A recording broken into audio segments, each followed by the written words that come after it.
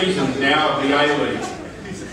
And in those 7 seasons, the little team that could have been in 6 finals.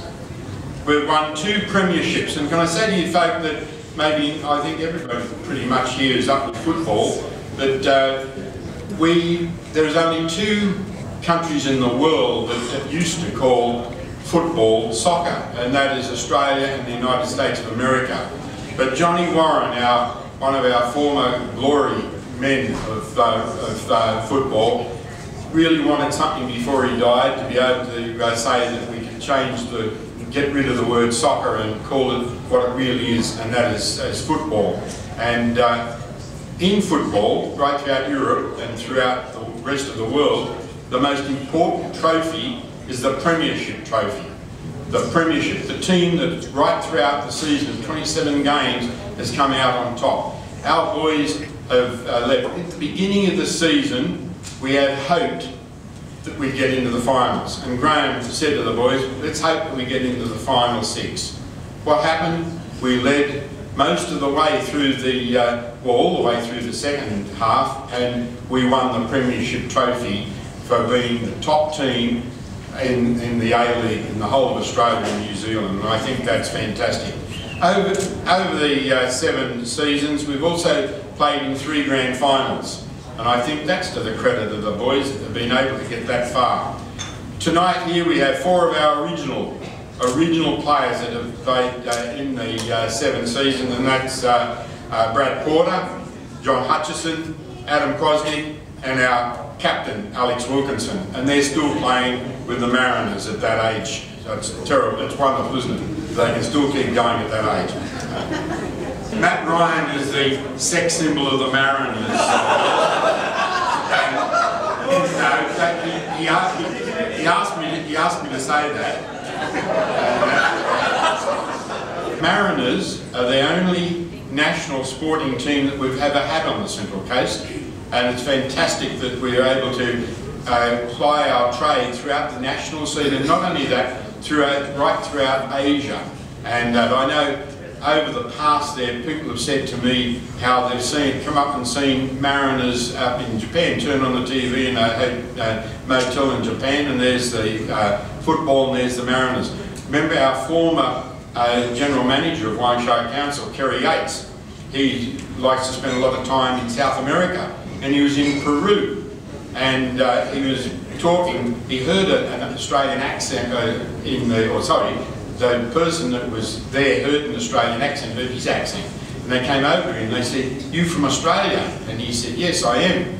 He said, "Where are you from?" So, "I'm from a place called the Central Coast." You probably don't know where it is, it's between Sydney and Newcastle. "Oh, Central Coast Mariner, I know them." And that was in Peru. So, you know, we've spread the gospel of the Central Coast right throughout the world, and I think that's fantastic, fellas. Talking about popularity, per capita of population, the Mariners are the most popular club in the A-League and always have been, for the numbers, the crowds that we get, for the small population that we have here on the Central Coast. The Mariners have done more in all my years. I've lived on the Central Coast for well over 30 years, and the Mariners have done more to unite the Central Coast than anything else. These boys that you're here tonight, they are the pride of the Central Coast. They're the young fellows that parents, you can be proud to have your children go up to emulate. We talk about teams throughout the A-League. There's always controversy. There's controversy with the Gold Coast United pulling out and the problems there, problems up in Newcastle and that. And we talk about people that own the Mariners. Let me tell you who owns the Mariners. The people of the Central Coast and the Mariners. You folk, they're your team. You own them. They're part of you. And that's the beauty, that's the reason why we are as popular as we are here on the coast. I'd like to acknowledge the presence here today of Joe van IJsendorn. Joe is here, and let me tell you a little about Joe. Joe immigrated from the Netherlands to Sydney in 1954. He met his wife a few years later and they married. The family holidayed on the Central Coast regularly. In those years, with the 5 children, they were very young, and they relocated here in 1967. Joe and his wife have now lived in East Gosford for 45 years. Joe has always loved football, and his 3 sons all played for the East Gosford Dinosaurs, or they're now called the Rams, the Green and Whites. Is that right, Joe? The Green and Whites? And Joe coached some of his sons' teams during these years. Joe and family would always watch the FA Cup final on TV each year. Joe endured all those years when football wasn't as accepted as a code in the way that it is today. He was passionate about the game, but had few people around him who felt the same way. When the Central Coast Mariners was accepted into the newly formed A-League, Joe finally had his own local team in the national competition to support. He was obviously very happy about this. Joe attended the Mariners' first ever game in Gosford, and he and his family have attended games over the years, including the 2 grand finals that were held in Sydney.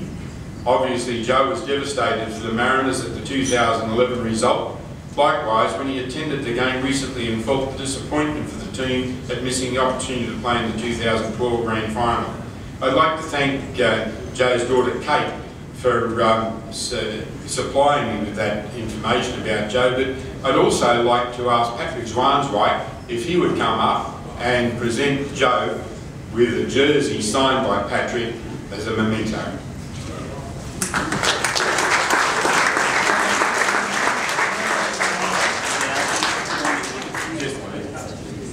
Joe's not that mobile, so Pat's going to take it over and present it to him.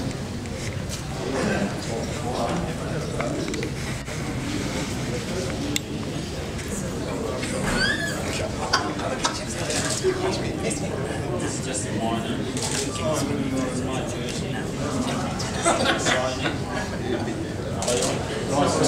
Once you put it on.